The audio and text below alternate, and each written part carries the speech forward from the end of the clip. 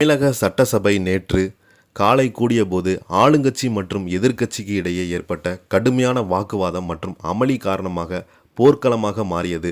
இந்த நிலையில் பார்த்தீங்கன்னா, தொழிற்சாலையில் ஏற்பட்ட அமோனியா வாயு கசிவு விவகாரத்தை உடனடியாக விவாதிக்க கோரி அதிமுக சட்டசபை தலைவர் எடப்பாடி பழனிசாமி மற்றும் திமுக உறுப்பினர்கள் முழக்கமிட்டதால் அவையில் பெரும் பரபரப்பு ஏற்பட்டுள்ளது. இது என்ன நியாயம், பேச விடுங்க, சட்டசபையில் எகிரி அடித்து எடப்பாடி பேச பேச கட்டான மைக், இணையதளத்தில் வைரலாகும் வீடியோக்கள். வாங்க என்ன தகவல்னு இந்த வீடியோவில் பார்க்கலாம். முதன்முறையாக நம்ம சேனலை பார்க்குறீங்கன்னா சப்ஸ்கிரைப் பண்ணாதவங்களாம் சப்ஸ்கிரைப் பண்ணிக்கோங்க. பெல் பட்டன் சிம்பளமைக்கு நம்ம சேனலோட நோட்டிஃபிகேஷனை எனபிள் பண்ணிக்கோங்க. நாங்கள் போடுற வீடியோ எல்லாமே உங்களுக்கு உடனுக்குடனே வந்து சேரும். தமிழக சட்டசபை நேற்று காலை கூடிய போது ஆளுங்கட்சி மற்றும் எதிர்க்கட்சிக்கு இடையே ஏற்பட்ட கடுமையான வாக்குவாதம் மற்றும் அமளி காரணமாக போர்க்களமாக மாறியது.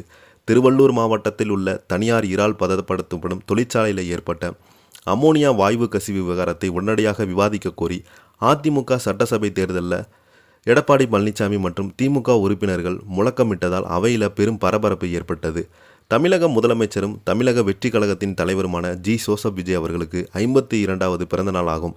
முதலமைச்சராக பொறுப்பேற்ற பிறகு முதல் பிறந்தநாள் என்பதால் சட்டசபை கூடியதுமே சபாநாயகர் முதலமைச்சர் விஜய் அவர்கள் தனது பிறந்தநாள் வாழ்த்துக்களை தெரிவித்திருந்தார். அவையிலிருந்து ஆளும் கட்சி உறுப்பினர்கள் மற்றும் தோழமை கட்சிகள் தலைவர்கள் மேஜை தட்டி முதலமைச்சருக்கு வாழ்த்துக்கள் மழை கூறி வந்தாங்க. வாழ்த்து வரை முடிந்தவுடன் அவையின் வழக்கமான நடவடிக்கைகளை தொடங்கிய திருவள்ளூர் மாவட்டம் பெரியபாளையம் அருகே கன்னிகைப்போர் கிராமத்தில் உள்ள செயின்ட் பீட்ஸ் எக்ஸ்போர்ட்ஸ் என்ற தனியார் நிறுவனம் இறால் பதப்படுத்தப்படும் தொழிற்சாலையில் நேற்று ஏற்பட்ட பயங்கர அமோனியா வாயு கசிவு குறித்து விவாதித்தது அரசு தரப்பு தயாரானது. இந்த விபத்தில் வடமாநிலம் பெண் தொழிலாளர்கள் உட்பட 5 பேர் சிகிச்சை பலனின்றி உயிரிழந்து போனாங்க. 64க்கும் மேற்பட்ட தொழிலாளர்கள் மூச்சு திணறல் ஏற்பட்டு சென்னை ஸ்டான்லி மருத்துவமனையில் உள்ளிட்ட பல்வேறு மருத்துவமனைகளில் அனுமதிக்கப்பட்டு தீவிர சிகிச்சை பெற்று வந்தாங்க. இந்த மிக முக்கியமான மற்றும் அவசரமான பொது பிரச்சனை குறித்து சட்டசபையில் விதி 101 கீழ் மாண்புமிகு அமைச்சர் பார்வோஸ் அறிக்கை தாக்கல் செய்து உரையாற்றி சபாநாயகர் அனுமதி வழங்கினார்.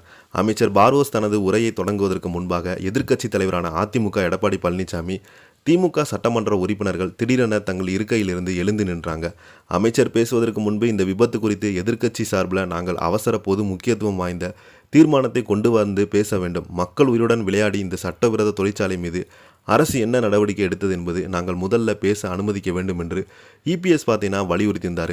அதே நேரத்தில் திமுக உறுப்பினர்களும் இந்த விவகாரத்தில் அரசை முற்றுகையிட முயன்ற போது குரல் எழுப்பினாங்க.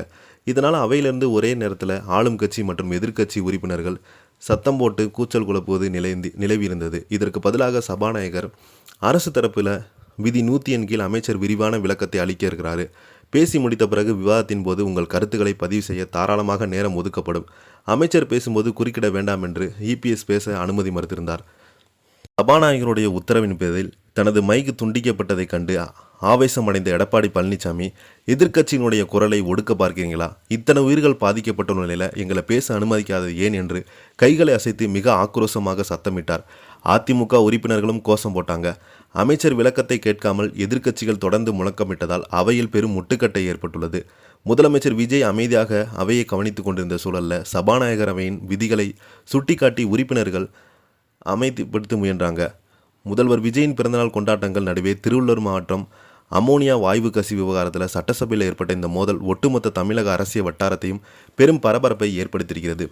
இந்த செய்தியை பற்றி நீங்கள் என்ன கீழே உள்ள கமெண்ட் பாக்ஸில் மறக்காமல் பதிவிடுங்க. இந்த வீடியோ உங்களுக்கு பிடிச்சிருந்தால் லைக் பண்ணுங்கள், ஷேர் பண்ணுங்கள். நன்றி, வணக்கம்.